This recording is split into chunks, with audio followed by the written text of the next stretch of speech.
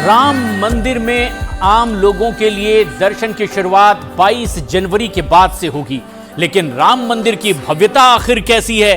कितना खूबसूरत ये मंदिर बनाया जा रहा है? मंदिर का प्रांगण आखिर कैसा होगा?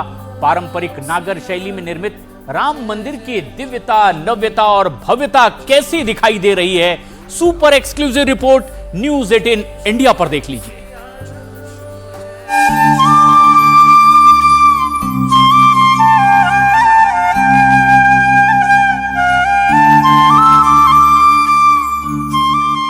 राम मंदिर निर्माण की तस्वीरों को देखकर ही हर हिंदू हृदय हर्षित हो जाता है। हो भी क्यों ना, 500 वर्षों के संघर्ष के बाद ये शुभ घड़ी आई है।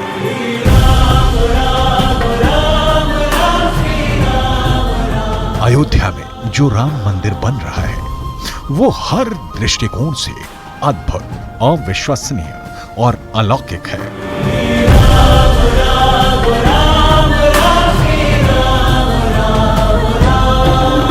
राम मंदिर के द्वार खुलेंगे तो वहां क्या क्या दिखेगा? अगले 1000 साल से भी अधिक वक्त तक हिंदू धर्म की पताका कैसे इस राम मंदिर पर लहराएगी? जय श्री राम, जय श्री राम, जय श्री राम, जय श्री राम, जय श्री राम, जय श्री राम। जय श्री राम का जयकारा लगाते हुए राम भक्त जब सिंह द्वार से गर्भगृह की ओर बढ़ेंगे तो मंदिर की दरो दीवारें और पिलर गुलाबी बलुआ पत्थरों की जगह सफेद संगमरमर में बदलते जाएंगे। भारत में हर साल हजारों नए मंदिर बनते हैं, सैकड़ों मंदिरों का पुनरुद्धार होता है, लेकिन राम मंदिर रोज रोज नहीं बनता। 500 साल के इंतजार के बाद जो मंदिर बन रहा है वो भव्य, दिव्य और अलौकिक होना चाहिए। अयोध्या का राम मंदिर बिल्कुल वैसा ही बन रहा है। सिंह द्वार से प्रवेश लेने के बाद राम भक्तों को गर्भगृह तक पहुंचने के लिए 5 मंडपों से होकर गुजरना होगा। राम मंदिर के 5 मंडपों से गुजरते समय हिंदुओं के 500 साल का संघर्ष जीवंत हो जाएगा। श्री रामचंद्र कृपालु भज मन हरण भव भय दारुणं। श्री रामचंद्र कृपालु भज मन। रामलला के भक्त पूर्वी द्वार से मंदिर में प्रवेश करेंगे। 32 सीढ़ियां चढ़कर वो सिंह द्वार तक पहुंचेंगे और वहां से मंडप में प्रवेश करेंगे। टेम्पल का लंबाई जो है वो 390 फीट है जी। इसकी जो चौड़ाई है आयाम वो लगभग 300 फीट है।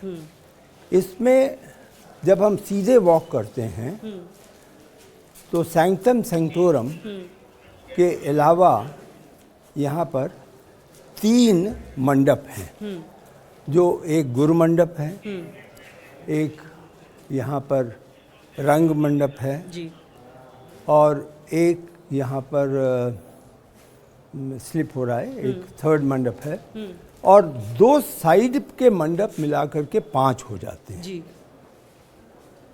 एक तरफ प्रार्थना मंडप होगा, एक तरफ नृत्य मंडप होगा। अच्छा।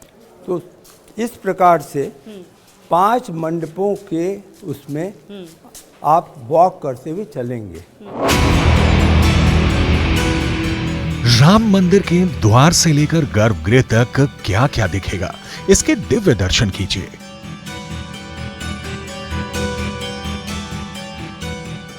रंग मंडप, नृत्य मंडप, प्रार्थना मंडप, कीर्तन मंडप और गूढ़ मंडप। 5 मंडपों से होकर भक्त गर्भगृह के करीब तक जाएंगे। सिंह द्वार से गर्भगृह तक पहुंचने के लिए भक्तों को 390 फीट चलना होगा। राम मंदिर का उत्तरी प्रवेश द्वार आम दिनों में नहीं खोलेगा। उत्तरी दरवाजा विशेष मौकों पर ही खोला जाएगा। उत्तरी द्वार के बाहर का पूरा प्लान अभी नहीं बना है, लेकिन अनुमान है कि ये गेट वीवीआईपी एंट्री के लिए रिजर्व रहेगा। गर्भगृह के ठीक सामने गूढ़ मंडप है। ये भक्तों के लिए राम दर्शन का आखिरी चरण होगा, क्योंकि इससे आगे रामलला का गर्भगृह है, जहां स्वयं प्रभु श्री राम विराजित रहेंगे। गूढ़ मंडप सबसे बड़ा है, इसकी ऊंचाई भी ज्यादा है।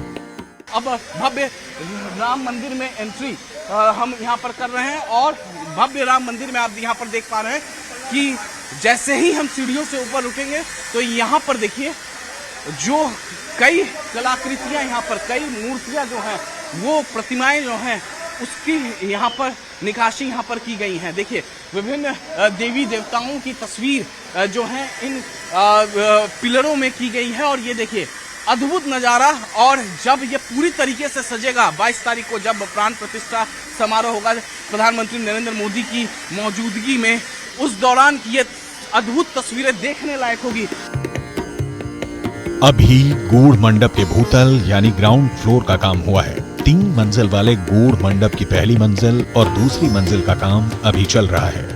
गूढ़ मंडप से पहले आता है नृत्य मंडप, जो विश्वास और आस्था का अनुपम उदाहरण है। वहीं रंग मंडप यानी दर्शन के उत्साह से भरपूर मंडप। इसी तरह प्रार्थना मंडप और कीर्तन मंडप अपने नाम के मुताबिक महत्व रखते हैं।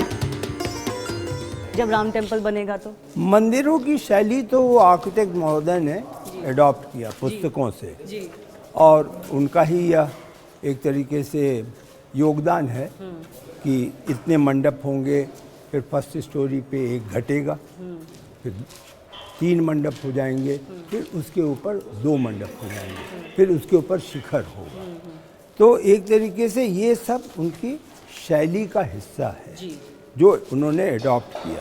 मैं कोशिश करूंगी कि मेरे जो वीजे हैं वो ज़रा दिखाएं कि इसकी जो पूरी गुम्बद है वो तैयार हो गई है और उस पर सारी नक्काशी हो चुकी है। ये फर्स्ट मंडप है राम टेम्पल का और यहाँ पे पूरी तैयारी हो चुकी है। कुछ मूर्तियाँ अभी भी बन रही हैं जिसकी शिल्पकारी अभी होगी। जैसे कि मेरे साथ में यहाँ पैटर्न बना हुआ है, कुछ अभी थोड़ा सा हो गया है, इसको पूरा नक्काशा नहीं गया है और थोड़ी सी बची है। तो ये सारा काम अभी ऑब्वियसली खत्म किया जाएगा। राम मंदिर का हर मंडप नागर शैली में बनाया जा रहा है। नागर शैली का जैसा विवरण पुस्तकों में मिलता है, ठीक वैसी ही संरचना राम मंदिर में दिखती है, जो अपने आप में भव्य है, दिव्य है, नक्श नक्श तराशा हुआ है। अभी मंदिर निर्माण के फर्स्ट फेज का काम चल रहा है। प्राण प्रतिष्ठा तक फर्स्ट फेज का ही काम पूरा हो सकेगा। फर्स्ट फेज में भूतल यानी ग्राउंड फ्लोर पर 5 मंडप का काम पूरा होगा। सबसे महत्वपूर्ण गर्भगृह का निर्माण पूरा हो जाएगा। गर्भगृह तक पहुंचने का मार्ग भी तैयार हो जाएगा। राम भक्त जिन सीढ़ियों से मंदिर तक पहुंचेंगे वो सीढ़ियां और सिंहद्वार भी पूरी तरह बनकर तैयार हो जाएगा।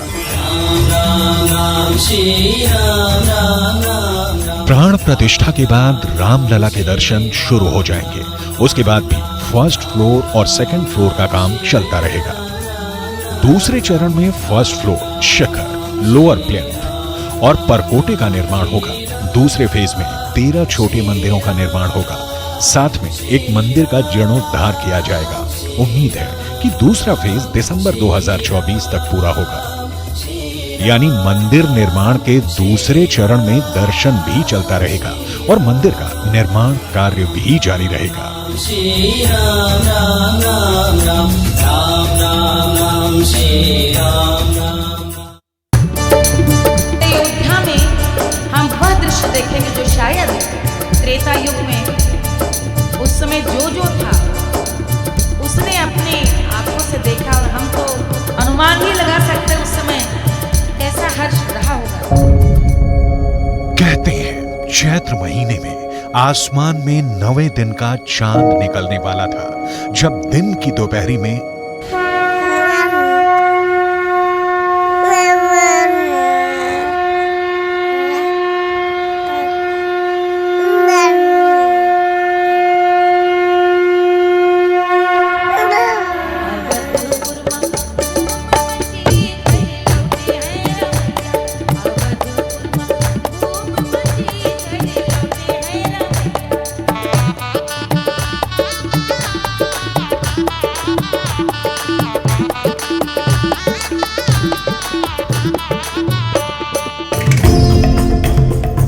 ईश्वर ने अवतार लिया था भगवान राम बनकर, मर्यादा पुरुषोत्तम राम बनकर।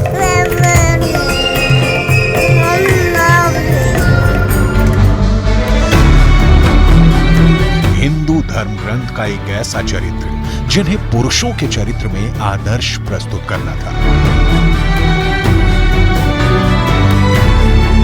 पिता की आज्ञा पर वनवास पर निकलना था।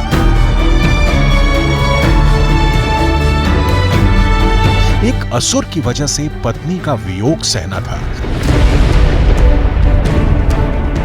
असुर का वध करके न्याय की स्थापना करनी थी।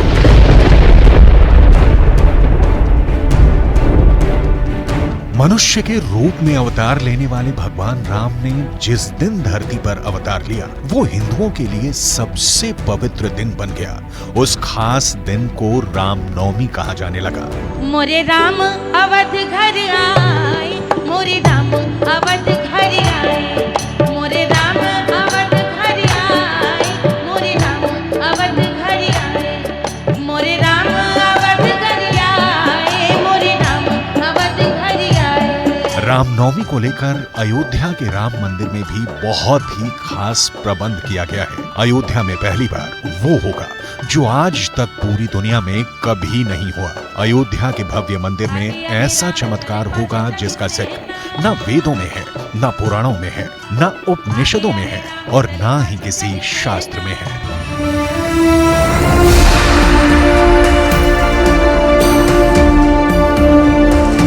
न भूतो न भविष्यति, जो किसी इंसानी आंख ने कभी नहीं देखा, वो भगवान श्री राम की जन्मभूमि पर बने श्री राम मंदिर में पहली बार होगा। राम मंदिर में भगवान राम की प्राण प्रतिष्ठा के बाद हर रामनवमी को मंदिर में भगवान श्री राम का सूर्य तिलक होगा।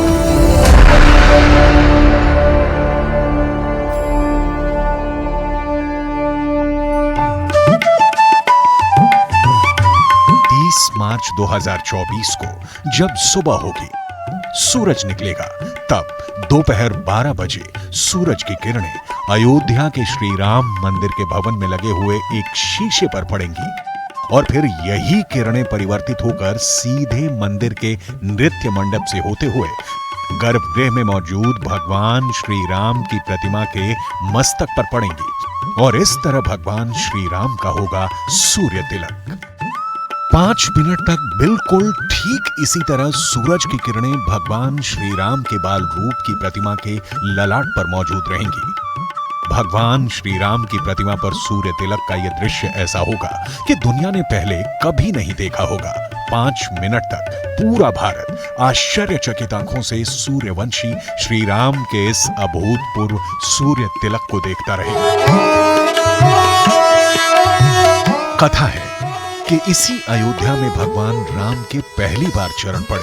हजारों साल पहले यहाँ पर राजा दशरथ के घर पहली बार एक बच्चे की किलकारी गूंजी। 3 रानियों में से एक रानी कौशल्या ने भगवान राम को जन्म दिया, जिसके बाद कैकेयी ने भरत को, रानी सुमित्रा ने लक्ष्मण और शत्रुघ्न को जन्म दिया। तो राजा दशरथ के राज में राजकुमारों की जय जयकार होने लगी। कहते हैं कि जब भगवान राम ने जन्म लिया तो उनके सौंदर्य और तेज से अयोध्या नगरी जगमगा उठी थी। इसी शुभ दिन को देश और दुनिया में रामनवमी के रूप में मनाया जाने लगा। अयोध्या के मठ मंदिरों में भगवान राम के जन्मोत्सव को बड़े धूमधाम से मनाया जाता है। जन्मोत्सव के गीत गाए जाते हैं, बधाई गाई जाती है। बड़े उल्लास और धूमधाम के साथ भगवान राम का ये पर्व मनाया जाता है। रामनवमी के पर्व पर राम भक्त अयोध्या खींचे चले आते हैं।